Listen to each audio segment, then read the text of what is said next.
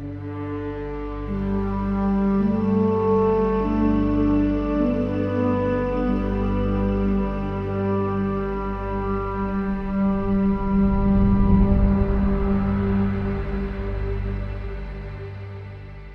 welcome to Evidence for Faith. So glad you're joining me today as we're continuing in our series, Give Me a Reason to Believe. Again, this is a series that we just got done doing on our annual marine biology trip that we do at Easter time every year. Hopefully, you guys will come with us sometime on this trip because it's an extremely amazing thing. It's open for high school age and up and takes place around Easter time. But on this trip this year, what we did is we took different subjects as we've been doing, and this is the fifth installment on this series of 6 on Give Me a Reason to Believe. Now, one of the pillars of evidence for faith is history. Using history, archaeology, to show that the Bible is real. And this is what this lesson is. Though I've written a couple of books, you can get them on Amazon.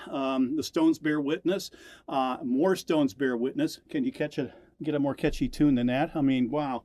Yeah, real original in titles here, I know. But anyway, and we are writing right now a third book to accompany this, I guess even more Stones Bear Witness. But anyway, as we continue doing this series, this is an amazing topic. It's very dear to my heart. That's why we do trips to Israel. If you are interested, come with me in January of 2023. We're heading to Israel in company with Dr. Stephen Notley, and we're going to be seeing some of these things, the real McCoy, some places and stuff, as we go to Israel. And I hope you'll join us for that. You can go to our website and get information on that, but I want you to join up and come with us. It's going to be a time where you will never look at your Bible the same way as you go there. But what we're looking at today are some little, what I call popcorn things of archaeology.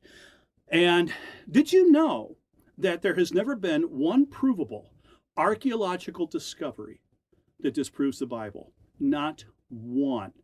Yet there have been tens of thousands of discoveries that support the Bible. Most people are totally unaware of that, but that is absolute truth on this.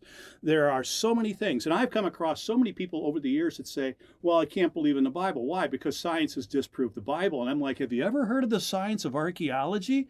I mean, do you know that there's never been one provable discovery that goes against the Bible, yet there's tens of thousands that support the Bible? I mean, this is amazing. And archaeology is a science. It truly is. I mean, duh, it's an analogy, right? But it is a science. It only goes back to about the same time as the age of the study of genetics.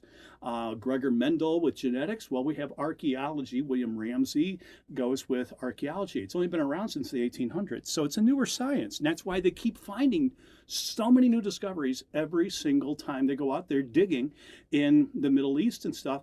They keep finding things that support the Bible. But what we're going to do today is we're going to look at some of these discoveries, when they were made, and just briefly just give you a little tidbit. If you want more information on these, like I say, you can go to the books that I wrote, or you can even download information off the internet. Matter of fact, my books are available in Kindle. You can even pull them out that way if you have an iPad or something, you want to read them on that. And we're going to take a look at some of these discoveries. The first one I want to do, and we will show you some of these right here, because some of them we have replica artifacts here in our studio. But we're going to look at this first one here. Don't have an artifact copy of this one, but this was found back in 1993 at a place called Tel Dan. Now that's in northern Israel, right up at the borders. Matter of fact, it's right at the Lebanon-Syria border. You're up in the very top of the country is where Tel Dan is. And it's a very, very old city going back before the time of Abraham. And there was a discovery that was made there. It was just absolutely amazing to the academic world. Let me tell you a short little story to begin with as we get into this. You see, back in the early 90s, when I was teaching in Illinois, we had a club at our school, as many schools did in the area, and it was called Saturday Scholars. Saturday Scholars, we would get together on Saturday morning, and we would then go to a place up in Chicago area, and we would sit and listen to lectures by scientists, mathematicians, physicists, et cetera, doctors, all different types of people, and different disciplines of science and of the natural sciences. Well, one of the trips we took was to listen to a guy talk on archaeology of the Bible. and well, just archaeology in general. It wasn't of the Bible, but it happened to be because he's an expert on the Philistines. And this guy came, and there's over 1,000 students that would come to this, and we would get together on Saturday morning. And as you would go in, as we were all excited, I had one student in particular who was so excited about this because he wanted to go into archaeology. So having an archaeologist be our presenter on this one Saturday was amazing to him. And so we had him, and he came in, and they allow you in this club that everybody gets issued a 3x5 card. You could write down questions, and I wrote down a question on this. And my question during the lecture that was going on was, do we know the exact location of King David's tomb? Now, this is in 1992, and at that point, it was still, no one really knew it, for instance, and where David's tomb was. So I asked this guy, I figure, well, he's studying the Philistines, he might know. So I put it in there. Well, later on in the morning, after we all had a break together, he came back out and he actually asked or pulled out my question. And he read my question, do we know the exact location of King David's tomb? And long story short, he asked me he asked of all the people in the audience who wrote the question. Well, my students who were with me knew that I wrote this question, and so they're making my arms go up. And the thing is, we're sitting on the front row, and it was so embarrassing. They're trying to get me to raise my arm, and I'm trying to just be cool about it. Shh, guys, don't. We're right in the front row. Well, he couldn't miss the commotion right in front of him, and he said, "Sir, are you the person who wrote this question?" And I said, "Yes, I am." And he said, basically, he asked me, he says, "Can I ask you a couple of questions? Are you one of these born-again Christians?" Yeah. He said, "So you believe that the Bible is inerrant, that there's no errors in the Bible?" And I said, "The original autographs coming from God, I believe, are absolutely perfect, true." And he says, "Well, I hate to be the one to tell you, there never was a King David. David never existed. Goliath never existed. This is all just myth. There's no archaeological evidence that supports this whatsoever, either one of them, David or Goliath. David," he said, "we think might have just been a nomad or a group of people that called themselves David." He says, "There's no evidence whatsoever in archaeology that David ever existed." Now, I told you that story to tell you what happened the very next year. That guy was so popular in our club that he was invited back the next year. And so we came back. I didn't sit in the front row this time. I sat in the back. But anyway, he came out on stage, and the first thing he said, this is in 1993, and he said, "We have just experienced a great discovery in archaeology that's changing everything we thought." He says, "We now have evidence that King David, who is recorded in the Bible, actually lived." And then we have this artifact that was shown. This was discovered at Tel Dan in 1993. And it's a monument that had been broken down and then been reused as the stones to build a wall. But the thing is, it actually has House of David. If you're looking at the artifact closely, you'll see over on the right side, highlighted in blue, and it says Biet David, and that means the House of David. David, the King David. And scholars now look at this and they say, holy cow, David was a real person. It's funny because in 1993, Kenneth Kitchen, another archaeologist studying Egyptology, believes he found and has published documentation that David is actually mentioned, David of the Bible, is mentioned at the Temple of Karnak. And then in the Moabite area in Jordan, they found a stela, a monument that again seems to be talking about David. It mentions David. And so people are now in the scholastic community are agreeing David did exist. There's archaeological evidence. And I'm sitting here like, I told you so. Yeah, it's really true. King David was a real person. And, well, since we just mentioned David and Goliath, well, let me tell you about another discovery. It happened in 2005. In 2005, in the city of Gath, now that's one of the 5 major Philistine cities from the Old Testament. It's in the area today called the Gaza Strip, and the city of Gath was a Philistine city. Now, as they've been digging in there, archaeologists found something in 2005 that was fascinating and, again, shocked the world. They found this broken piece of pottery. Probably it was a water pot, a large canister made out of clay for water, and it was found in the city of Gath. And it was can be dated. When you look at pottery, you can tell a lot by the type of pottery, how the grains of the clay were put together, the thickness of it. You can get some ideas on the age. If there's writing or artwork on it, that gives you a style too that tells you roughly the age. This piece of pottery was dated to be right around 1050 BC. Is what scholars believe this thing is. But it's just not that they found a broken pot, because we find this all over in Israel. It's what was written on it. Because what is inscribed on here, the letters that you see here, are actually a name. And it's the name of Goliath. Now think for a second. According to the Bible, Goliath, who was this very, very tall person who fought David, was killed by David. The Bible tells us that he lived in the city of Gath. Where was this found? City of Gath. The Bible says that he would have lived around 1050 BC, give or take a couple of decades there, of course. When does this thing date back to? 1050 BC. Now, is this the Goliath of the Bible? We have no idea. The discoverer of it does not believe that this is the biblical character, because he doesn't believe in the Bible. But what he does say is this proves that at the time of the biblical character of Goliath, there were people named Goliath living in Gath at that time.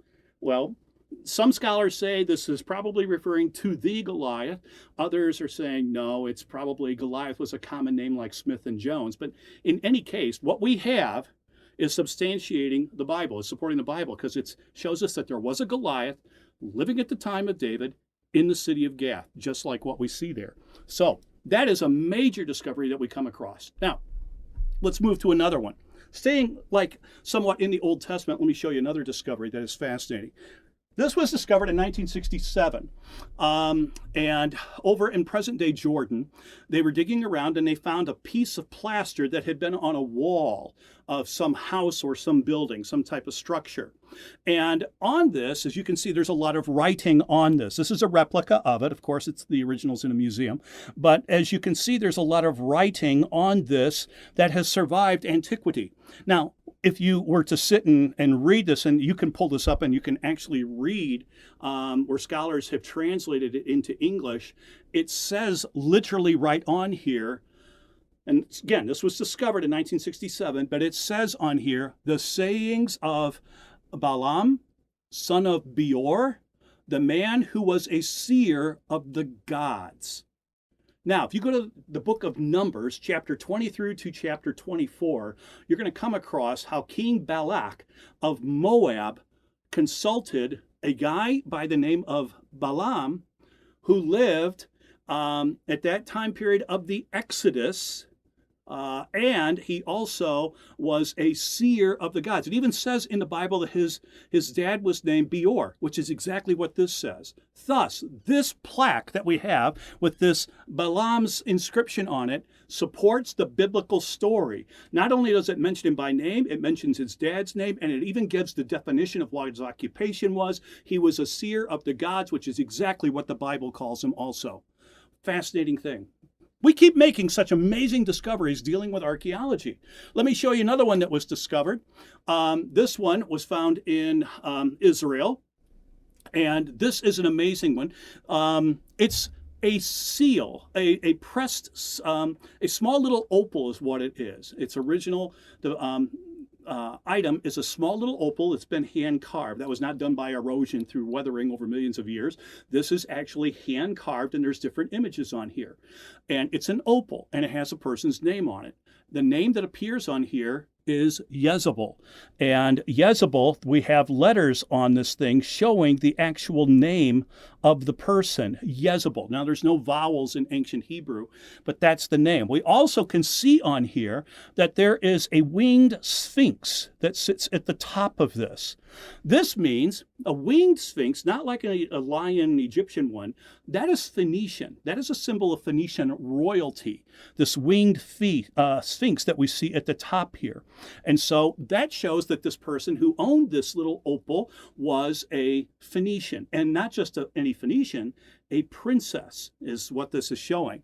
Underneath the winged sphinx, there is a large beetle with wings on it also. Now, this is actually a common symbol often used in Israel for royalty. Kings often had this symbol that they used, this winged beetle. It was just a common thing that was used in a period of time in Iron Age 2, showing that these people, Iron Age 1 and Iron Age 2, showing that these people are royalty. So this is a royal person again. It also has 2 cobras that are on it, again, symbol of royalty. There's a lotus flower at the bottom down, at the very bottom down here is a curved structure. That is a lotus flower, which again is showing that this is a royal princess, is what this is. So, and when you see the name on here, Jezebel, well, we pretty much know who this was. And the original is this is right here, what I've been showing you. This here is actually a replica, and it's enlarged quite a bit because you can see it compared to like my fingers, my hands getting the size of this thing. This is quite enlarged. The original is just a small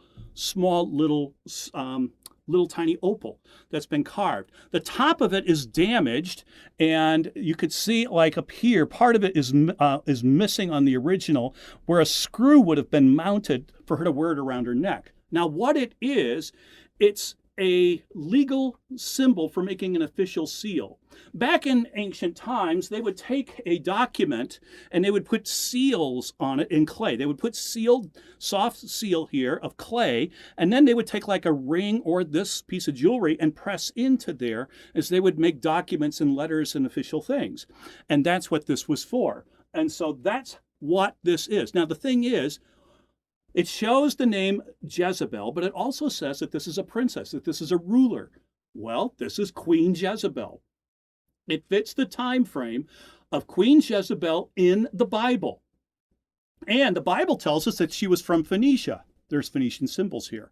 She was a ruler also of Israel. There's a symbol for that too. But like I say, it actually has her name on it. It's a fascinating discovery that we have. Queen Jezebel actually existed just like the Bible says. And if you recall, she was married to a guy named King Ahab, an Israelite. And in a private collection, was found a couple of decades back, they found a ring that actually has some Hebrew writing on it, and it actually has King Ahab's name on it. So we know that Queen Jezebel and King Ahab really were people. They really did live, and this is what they used to make documentations. They would state something, put it in clay, and then stamp it with their rings or this signet, and there you go. That's how these things are. This is an amazing discovery. And since we're on these little signet things, how to make a seal, let me show you another one. They have actually found a few of these. This one here is of King Hezekiah. Now, King Hezekiah was a good king, one of the really good kings of the land of Judah. And this one is a clay bulla. Kings not just always used metal, or they used like opals and gems and stuff. These are called bulla. And bulla were the seals that they would use and stamp on. As I say, looking at some of these, you can see how a letter would be sent, and they would put clay, and then the bulla, a little clay piece or piece of jewelry or whatever, would be pressed into this, making the official seal. This one here actually has, you'll notice on it, has a winged beetle right on the thing, and there's a winged beetle in here, and there's also writing in Hebrew. The writing in Hebrew is inscribed, and it says, King Hezekiah, son of Ahaz, which is exactly who the Bible says was his father, and it says King of Judah. That is an amazing discovery, and they have found many of these. Another one was just discovered just not even 5 years ago, just over by the Temple Mount area. So finding these things is an amazing discovery. Now, let me show you another one that was just recently discovered. Right by the bulla of King Hezekiah, they found another one with these things, and another bulla. Now, this one's not a king, but this one is a bulla that shows no symbols on it. It's not royalty, so you're not going to see a winged beetle or anything. But what it does, it has reading on it. And the discoverer of this, Dr. Mazar, who just recently died about a year ago, fascinating, one of the greatest archaeologists of all of Israel has ever produced, reads on here, belonging to Isaiah Nevi. Nevi is the word, it's missing one letter to be the complete word for prophet.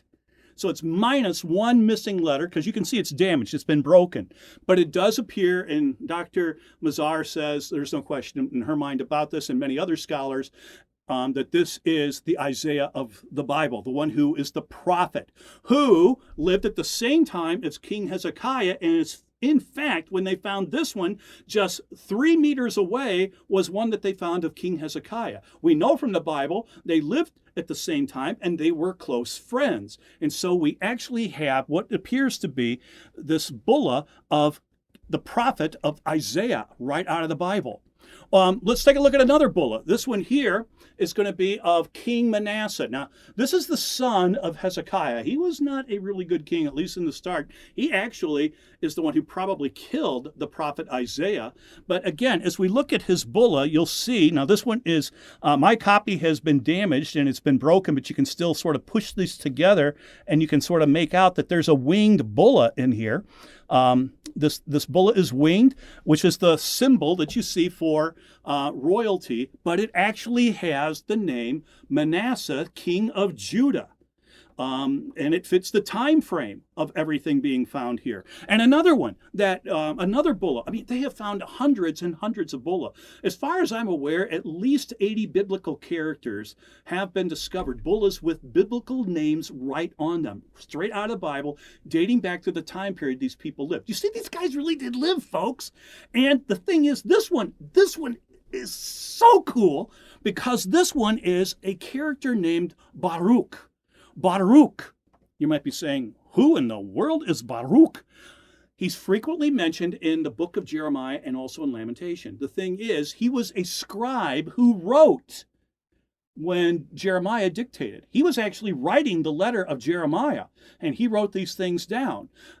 Being a scribe, no doubt, he's the person who made the clay bulla, because that's what one of the jobs scribes did. And what is most fascinating about the original, which is sitting in a museum today, when you turn this over, when they first discovered this and cleaned up the dirt and stuff off it, they found a thumbprint on the back. So when this thing was made of soft clay, his thumbprint was impressed on it, and then as it was baked to make it hard, we have his thumbprint that is on there. Did you know that we have a biblical fingerprint of a character straight out of the Bible in the book of Jeremiah, and it dates and everything perfectly to the time of Jeremiah, right about the time of King Nebuchadnezzar from the Bible. Let me show you another fascinating discovery that was made. Now, this is a burial plaque for a king who's mentioned here, and it's King Uzziah. Now, the reason this plaque is so unique, the Bible says that Uzziah, though he was a good king, got a little prideful in his life and went into the temple to offer incense at the temple. Something no king was allowed to do, was only the job of priests to do this. But he felt so confident in his relation with God, he thought he could go in the temple himself and give burn incense for the Lord. Which would be the prayers going up. And he decided to do it himself. Well, the Bible tells us when he went inside, the priests were alarmed at this because he's breaking God's law. No matter who he is, his pride had gotten in the way, and they got him out of there because all of a sudden, as he's standing in there, he was struck by leprosy. So he spent the rest of his life as a leper. And because he's a leper, he can't be buried in the royal burial ground, the royal cemetery, because he's unclean as being a leper. Well, that's the story of him. Well, this was discovered when the Romans had destroyed Jerusalem and were rebuilding Jerusalem. They came across a tomb, and this plaque was on the tomb. And this plaque actually is a warning stating that this is the tomb of Uzziah, King Uzziah, and it's not to be opened because he is unclean, which fits the biblical record. We have this. And so in 132 AD, this was discovered, and it has been passed down through time.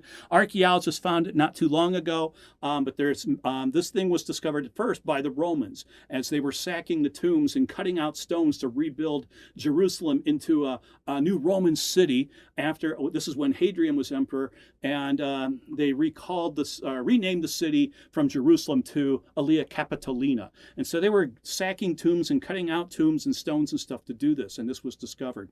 So that's a famous king. And speaking of famous kings, well, we can go straight to Nebuchadnezzar. An artifact, I don't have this one, but we have photographs of this that I have taken from being in Israel. This is Nebuchadnezzar's cylinder.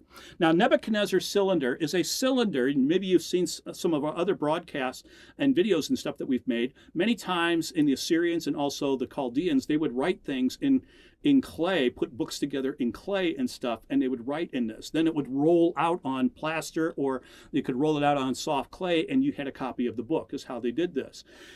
This is ceramic. It's a ceramic cylinder, and it actually has the name on here, King Nebuchadnezzar II.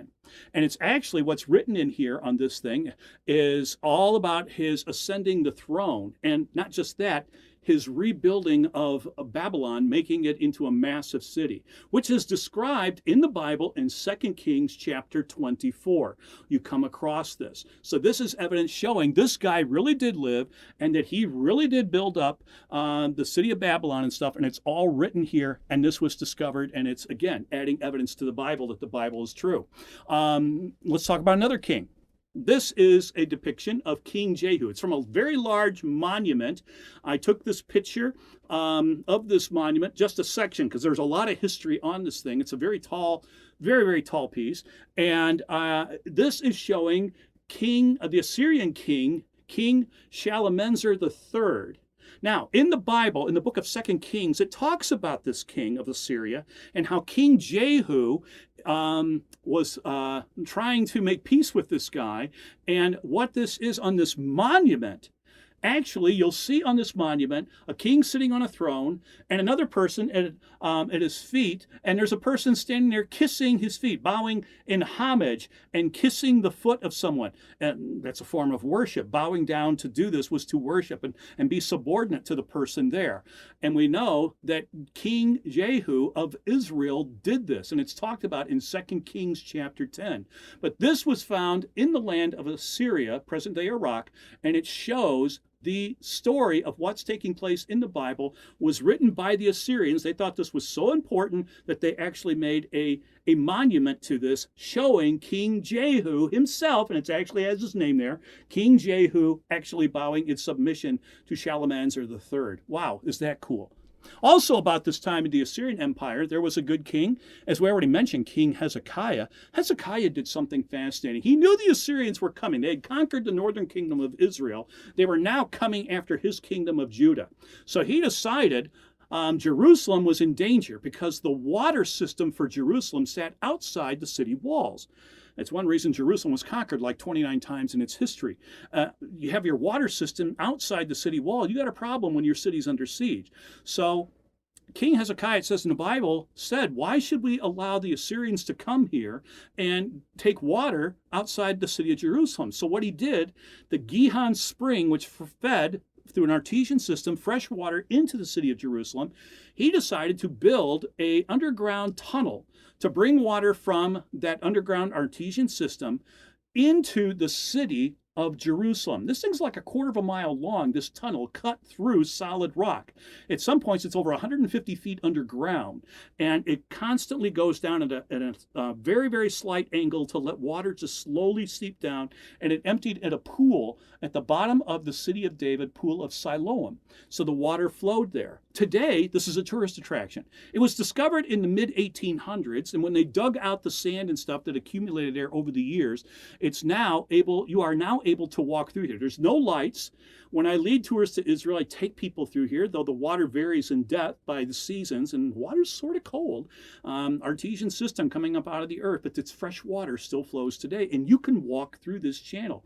In some cases, both my shoulders are touching both sides, and when you first come in, you sort of have to scrunch down a little bit. But by the end, it's pretty high, but you can still see the axe points and the tools that were used, the markings on the walls. What is most amazing about this structure is how it was built, that they started at the Pool of Siloam and started building from there, and they started at the Gihon Spring, and so they were both going, there were digging parties going underground. No GPS, no computers to do this, and they're working underground, like 150 feet at some points, and they're coming, and they actually met together. And Hezekiah even had a plaque there, right where they joined, saying this was the meeting point between the two. And today, like I say, it's a tourist attraction. There's no lights in there. If you're claustrophobic, you'll go nuts. But you bring a flashlight through here. It is so cool to walk through this piece of history that Hezekiah made. And the thing is, it is described also in the Bible. It's, like I say, it's over a quarter of a mile long, almost a third of a mile long. And this was to keep the water out of King Sennacherib when he came, that the people in the city of Jerusalem would still have water. Phenomenal discovery. Here's another one. Let me show you that people, some people who will know the story of the crucifixion, about Pilate. Pilate's ring. This is Pilate's signet ring. Again, this would be used for sealing documents and stuff into plaster or clay. This was discovered originally in 1969 at Herodium. I believe we have on our video sites and stuff a lesson specifically on this ring. So if you want more information, you can go to that. I'm just going to show you a couple little things here with this. But this was a major discovery in 1969, though no one knew what it was. It was put in storage until 2018. 2018, they pulled this out, they cleaned it up, and then they saw something as they cleaned it up. It actually has writing along the sides, and it has the name Pilate. It's actually written right on here. And in the center, there is a symbol of a crater, a wine vessel. And it was found at Herodium, which is just outside of Bethlehem. And this is, no one doubts that this is the Pilate of the Bible. It fits the time frame and everything of Pilate, though Pilate would not have wore this because it's not made of gold. It was probably an official who was working for Pilate in the wine industry at Herodium, who owned this thing and was wearing it, and he would stamp things when he would make decisions and selling things or whatever, official documents. He would put this, and he's speaking for Pilate. And this is the same Pilate who sentenced Jesus to death on the cross. It's an amazing discovery. And Pilate inscription, this is not the only thing found with Pilate's name. If you go to Caesarea Maritima, you can see a copy. The photograph I'm showing you right here is a copy of the original, which is in a museum in Jerusalem today. It's called the Pilate Inscription.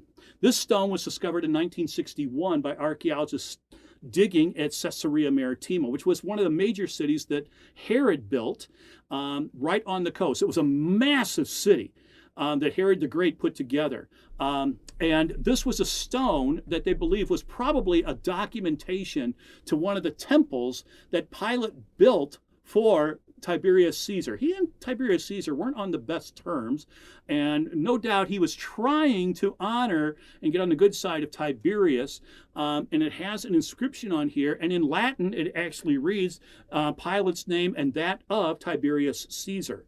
And it's on display, like I say, the photograph I'm showing is a copy sitting near where it was discovered, and it's sitting there today in the middle of what was Herod's palace today. But this was discovered in Caesarea Maritima, again, showing evidence that there was a Pontius Pilate, just as the Bible says. It fits the time frame perfectly. And speaking of another famous, or shall I say infamous person of the Bible, was Caiaphas. Caiaphas was the high priest at the time of Jesus' death, who's responsible for Jesus' death legally because he's the one who took Jesus to Pilate to get him crucified. Well, when they were digging in Jerusalem back in 1990 on the south side of the city on a hill, a bulldozer made a fascinating discovery. It cut through the rock and there was a cave underneath. When they went down in 1990 with this discovery and they looked down there, they found that it was a private burial cave. One of the stone boxes, an ossuary, is this picture here sitting. This is today, the original one is sitting in a museum in Jerusalem. And it has taken some tours and stuff around, but this is a bone box, if you will. That's what an ossuary is. That when a person is in very Jewish style of the first century, they would take the bones after a year after the person had died, and they would then put them in a box and then put the box into a cubby hole so they could use the burial bench again for the family. And when they opened this in 1990, there were still the bones of Caiaphas in there.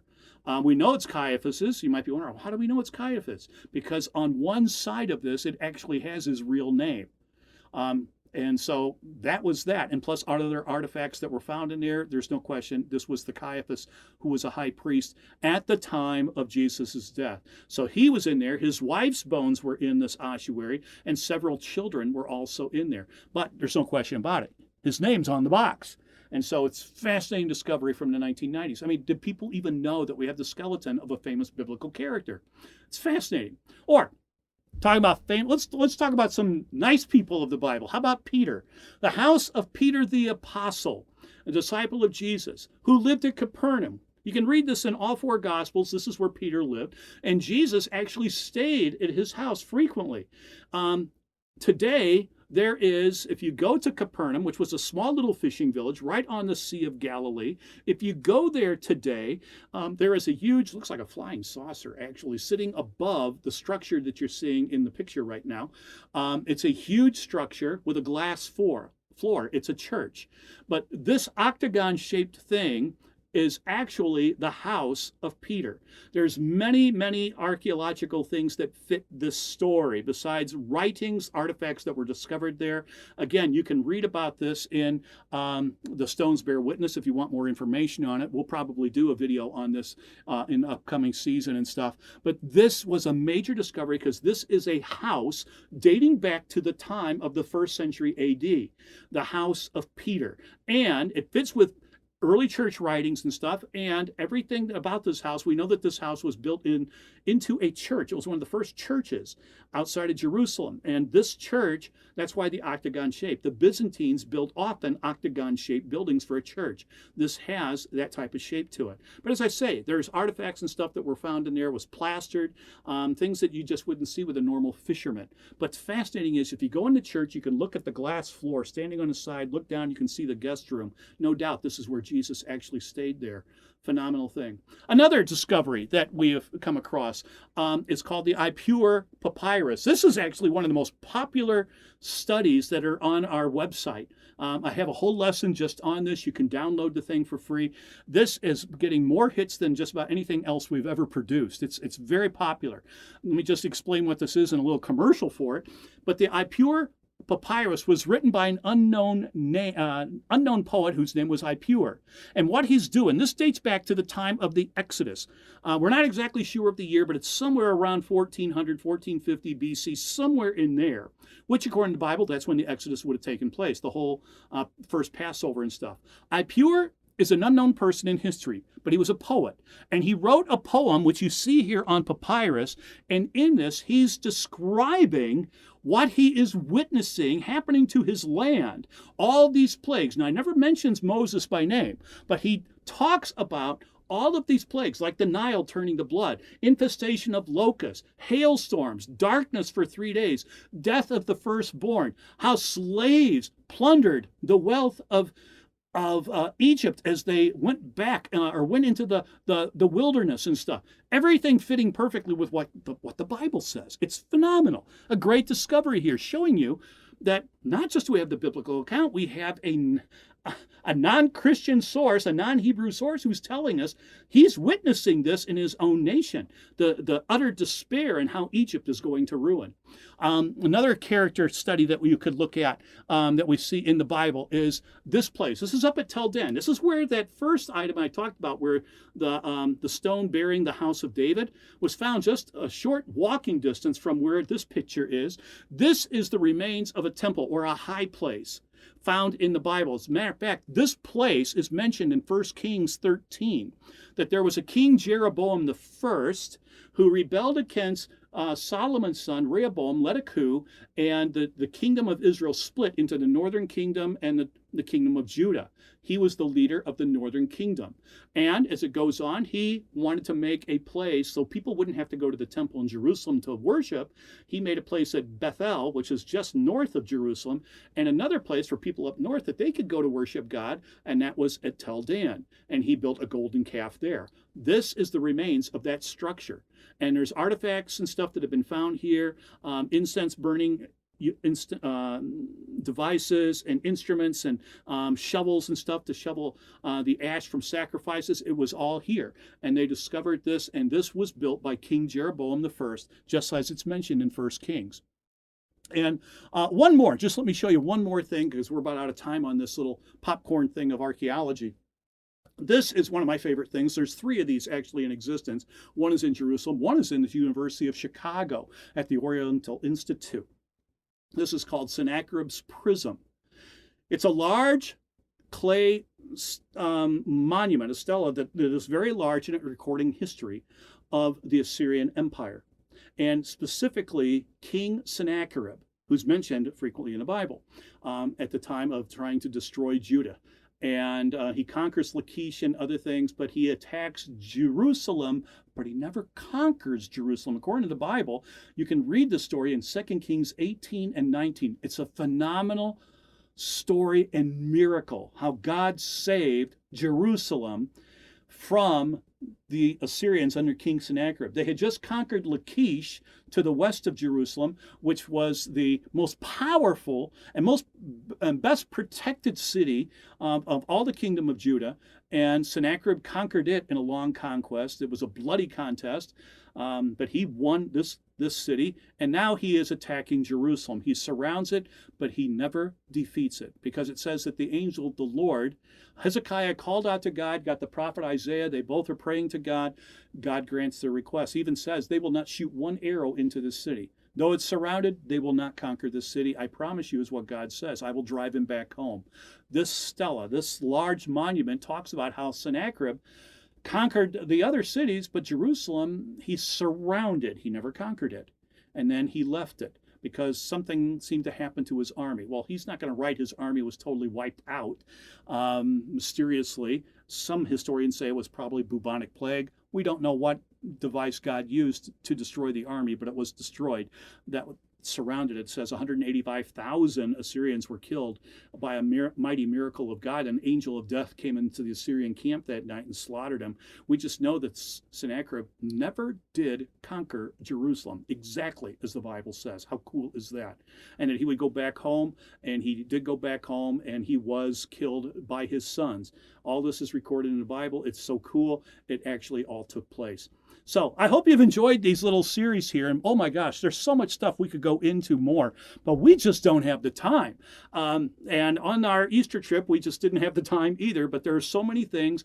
Please check out our website for other things on archaeology and evidence for the Bible. The books we have, The Stones Bear Witness, More Stones Bear Witness. You can get more details and stuff on this. We're going to be doing more in this series, but I hope this has really added to your faith. I hope you realize the Bible is true. History supports it. I don't know why we don't hear about this more on the news. We get many people trying to talk that the Bible's not real, that you can't trust it and everything. Well, listen, the science of archaeology really supports the Bible. As I said at the beginning, there has not been even one provable archaeological discovery that disproves the Bible, where tens of thousands of artifacts do support the Bible, and new discoveries every day keep supporting that the Bible is true. So thanks for joining. I hope you tune in for some more of our lessons on evidence for faith, and the last lesson in this series on Give Me a Reason to Believe, because in this one, I hope I just gave you a reason to believe through archaeology. The Bible is real. God is real. Jesus is the Messiah and the only way to get to heaven. So until we meet again, take care and may God bless.